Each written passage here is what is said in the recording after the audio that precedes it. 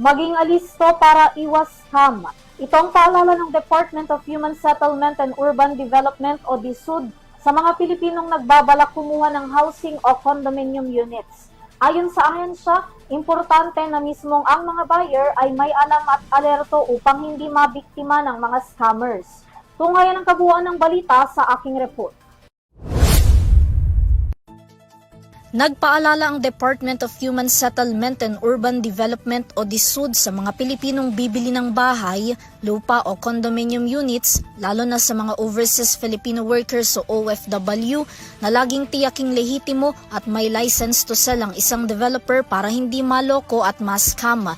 Pati raw mga brokers dapat ay lisensyado rin.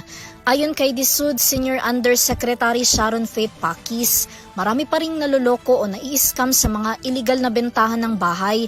Lagana pa rin daw ito lalo't mas madali na ngayong makapanloko online. Bilang mandato raw ng DSUD na protektahan ng mga buyers, patuloy nilang ikinakampanya ang pagpa-fact-checking nang sa gayon ay mas madali silang matulungan ng ahensya sakaling magkaroon ng problema sa pagbili nila ng bahay sa mga rehistradong developer.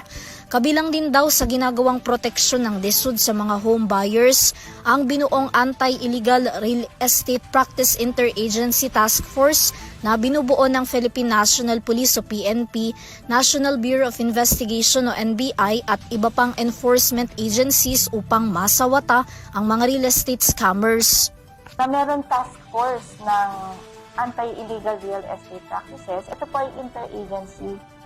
Ang purpose po talaga nito ay manghuli ng mga nanging-scam sa real estate at manghuli ng mga brokers na hindi lisensyado na nagbebenta. Kasi tandaan po natin sa mga home buyers natin, kahit po yung mga brokers natin dapat lisensyado ng DSUD. Huwag po kayo basta-basta maniniwala sa mga nagbebenta na hindi po sila lisensyado. Kasi po talaga po yan po yung mga call natin. Oh, may lisensya ka ba ng DSUD? Ganon. Ito bang proyekto, lisensyado ng DSUD? O, asan ang license to sell? Kasi sa license to sell, makikita mo talaga doon kailan yung period of completion ng proyekto. Ang problema dyan, pag hindi sila rehistrado, wala sila ipapakita. At the point na wala maipakita, please think twice. Please think twice. Huwag na po tayong madaling maniwala sa mga ganon, lalo na po na yung ginagastos natin dito ay ating mga hard-earned money.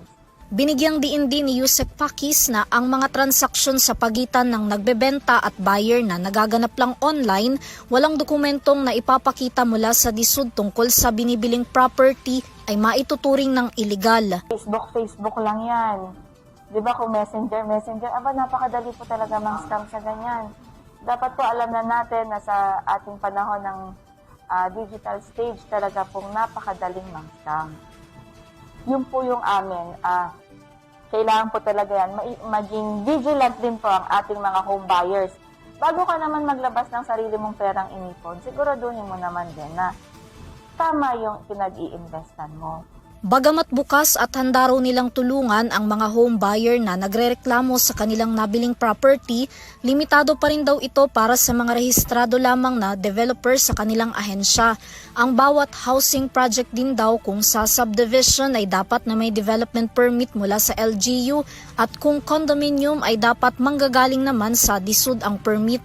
Sa paraan daw na ito kung hahanapin ng mga buyers sa kanilang pagbibilhang developer, makakaiwas sila na maloko.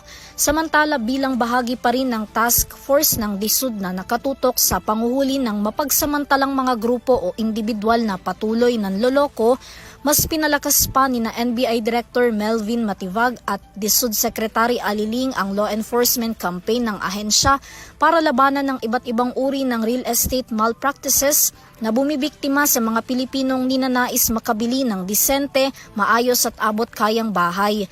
Alinsunod din ito sa direktiba ni Pangulong Ferdinand Marcos Jr. na whole of government approach sa pagprotekta sa mga Pilipino at pinaghirapan nilang pera na bunga ng kanilang hanap buhay. Para sa EuroTV News, Vanessa Cleofas sumasaludo sa bawat Pilipino.